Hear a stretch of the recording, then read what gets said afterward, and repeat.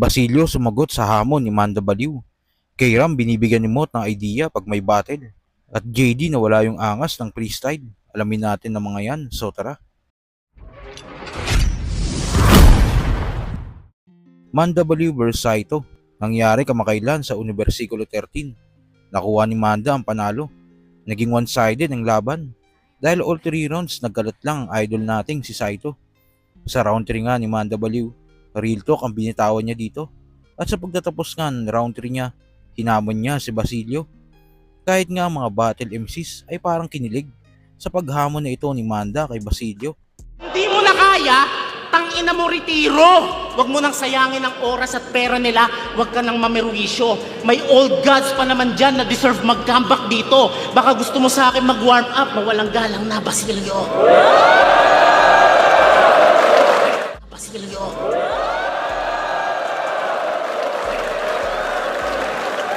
Galang na, Basilio.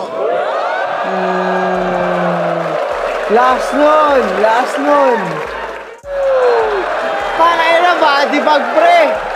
Ang lakas nun, tangay na lakas ni Manda Baliw dito ah. Mawalang galang na, Basilio.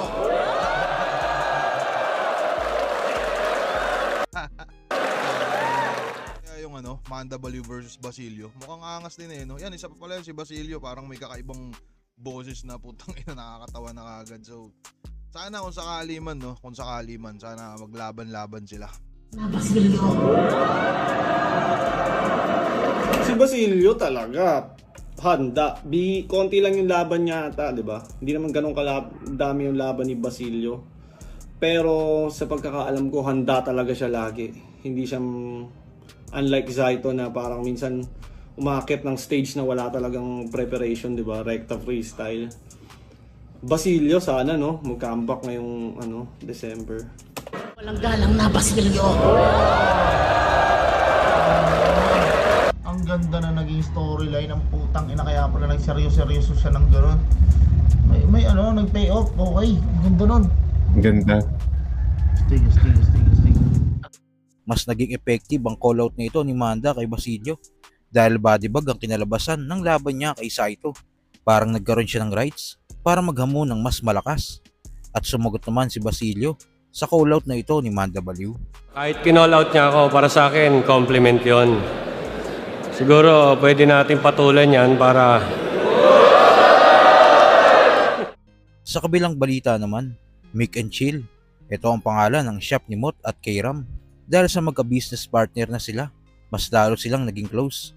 Sa interview nga ni Kay-Ram sa segment ni Batas, napag-usapan natin pare, dito sinabi ni Kay-Ram na binibigyan siya ng idea ni Mot pag meron siyang battle. Kaya daw mas lalo pa siyang namomotivate dahil yung sumusuporta sa kanya ay undefeated, isa buhay champion at talagang meron ng napatunayan bilang battle rapper. Sa pagkakalarawan nga ni Kay-Ram kay Mot, ramdam natin na mabuting tao talaga ito. Kaya ako yung pinaka kinabang talaga dun sa pagsasama namin ni Mot. Kahit na, ayun nga, pagdating naman sa battle, hindi naman din yung sinasabi nila na kakapasulat kay Mot, hindi. Kapalitan ng may mga idea, kausap, pwede mong ito. Pwede mong silipin to sa ganito. Mas lalo akong nakahasa kasi si Mot, kilala naman natin si Mot pagdating sa battle rap, talagang competitive overload din talagang tao na yan. At ang dami kong natututunan, hindi lang sa mga suggestion niya, kundi yung paikitungo niya rin kung paano siya gumanap bilang Mot. Kasi sa lahat ng event na binababaan namin, nakikita ko gaano siya ka-humble, gaano siya kahusay makisama. Baga wala siyang pinipiling level ng tao, paikisamahan. Na yun yung para sa akin na na-adapt ko, na hindi mo kailangan mamili ng tao na babasihin mo sa kung ano yung level niya. Kailangan patas lang. Bigay mo yung nararapat na respeto sa kung sino yung kaharap mo.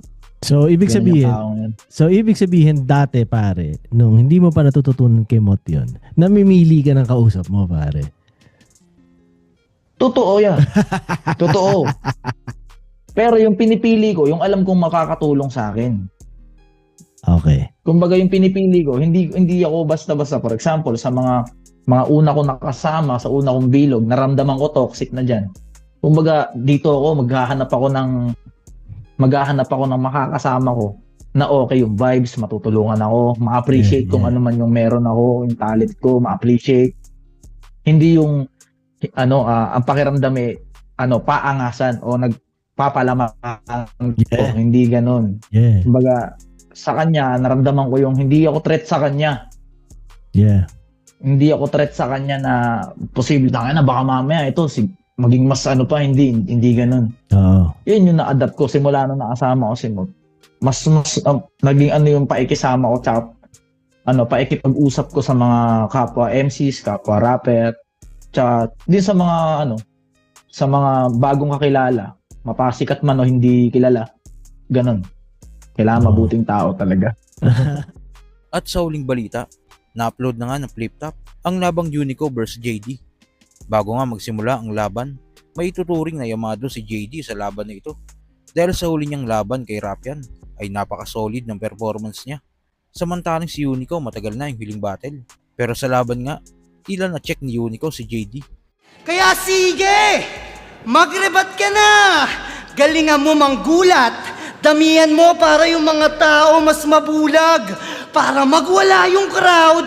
Kasi nga ang lakas ng bungad! Tas sabay-sabay ma-disappoint pag narinig yung sulat. Kaya naapektuhan ang buong performance ni JD matapos itanim ni Unico ang ender niya sa round 1. Titira mo pa na na nagre-rebat lang ako paulit-ulit, di mo lang kayang palitan. Kaya ako nagre-rebat para yung mga magagaling magbasi. Tangina na wala ako, pre. Huwag mo akong patuloyin. Game.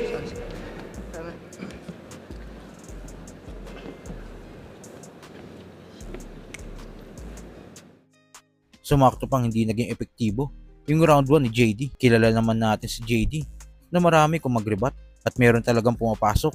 Pero yung rebat niya sa round 2 kung saan nagtanim si Unico ng malupit na ender, tila naapektuhan talaga yung rebuttal game ni JD. Kahit si Pistolero ay napansin ito. Mga magagaling magbasi. Tangina na wala ako, pre. Nasira, di ba? Na-10 si JD, tol. Nangyayari talaga yan sa battle, men. Kung yung pakiramdam mo na hindi sumang-ayon sa game plan mo o sa gusto mo mangyari, yung mga nangyayari sa battle, tapos naanuan ka pa natabunan ka pa ng ganon sa first round mo. Sobrang obvious na pinipilit ibangon ni JD gamit rebuttal yung round niya dito o mag-set siya sana ng tono sa simula ng round 2 pero hindi yun. So kayo ba mga kuys, ano masasabi nyo sa naging performance ni Unico sa naging laban niya kay JD? Tingin nyo ba mas mababawasan ang haters niya? At gusto niya din bang makita ang labang Basilio vs Manda Baliw? Kung ano man sa loobin mo, comment mo lang sa baba na mapag-usapan natin yan. So yun lang, God bless.